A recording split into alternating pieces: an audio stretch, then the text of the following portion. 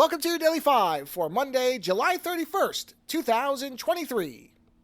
When Peacock first announced that they were making an adaptation of the Sony video game series Twisted Metal, I think most people had the same reaction I did, which was, why and how? Because it didn't seem at first to make any sense to get some kind of adaptation.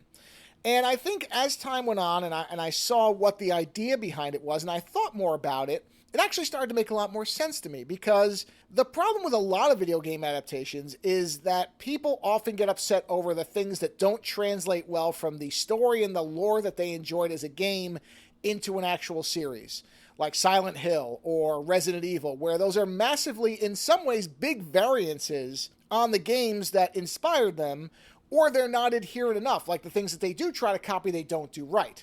It's more rare when you get something like The Last of Us, which has been almost universally acclaimed as being a really good adaptation of a well-loved video game. So Twisted Metal, though, has almost no story. There really is no lore to it, and the lore that there is inconsistent depending on which game you play. And there's been at least 5 mainline entries, and there's at least 2 or 3 spin-off games, and I don't know that any of them are considered canon at this point. I don't know that there is a canon for Twisted Metal. So really all you have to worry about with that series is, okay, you knew Sweet Tooth had to be in it, which of course they featured him very heavily, so you knew he would appear. And as far as the other characters, I think all you really had to do was give them their correct cars and names and general approaches to how they fight, which this is a somewhat grounded series in a lot of ways. Now, it may change, but right now it's somewhat grounded in reality, so some of those car abilities aren't going to make any sense. Not that everything that happens in the series makes sense, don't get me wrong. It's certainly not it's supposed to be a hardcore, realistic depiction of how people drive cars and use machine guns in them, but it feels somewhat rooted in a physics-based reality.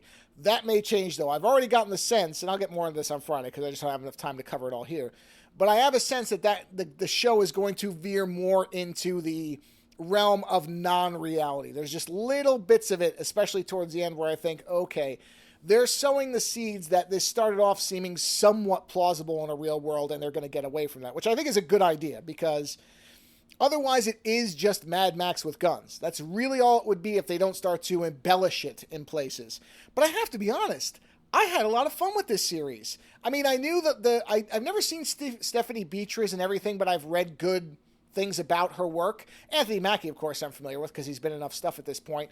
And the reviews all mentioned that they were good. So I knew that the leads were solid. I just didn't know what the world was going to look like. I didn't know how they were going to flesh out, again, a game series that really doesn't have much of a story. There's certainly, of course, the famous FMV endings from the first one. Twisted Metal Black had some storyline, but even Sweet Tooth. If you look at Twisted Metal Black, which I think is the last game considered to be canon, if it's even considered to be that, his story really is just a snippet of his present. It's really not much of anything besides stereotypical homicidal clown with a little bit of a curse thrown in there. And so I thought, okay, is this all we're going to get in the show? Is he just going to come across as Hannibal Lecter wearing a clown mask? Because, frankly, that's pretty boring. And I had read that he's in a lot of I had read before I watched it that he was in it quite a bit. So I thought, I don't know that I'm not going to get bored of that really fast. But I'm happy to say they didn't do that with him. Sweet Tooth is a really interesting character. At least I think so. And I think the whole show manages to add some world building and lore to a series that really had almost none and makes it largely work. I'm not going to tell you that's some kind of secret masterpiece. It is still somewhat disposable entertainment. But if I had told you before I watched it that I thought that I was going to really like Twisted Metal, I probably would have been lying. I went in and I was hoping to kind of just get a little bit of entertainment out of it, because I knew it was pretty short. They're only 30-minute episodes. There's only 10, so you're talking about 5 hours top to bottom, so not very long in terms of a series. So I thought, okay, this will probably be okay. And I'll say if you really love the games, you'll want to watch it, but maybe nobody else.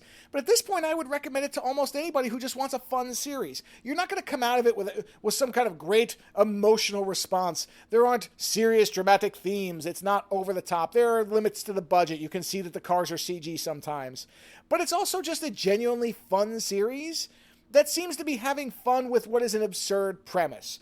And honestly, that's enough for me. If it gets a second season, I'll be delighted. I'm not expecting it to because I liked it and it has a cliffhanger, so I'm guessing it'll get canceled, which is a shame because I think it has potential, depending on what they would do in a second season. So if it does, I'll be curious where it goes.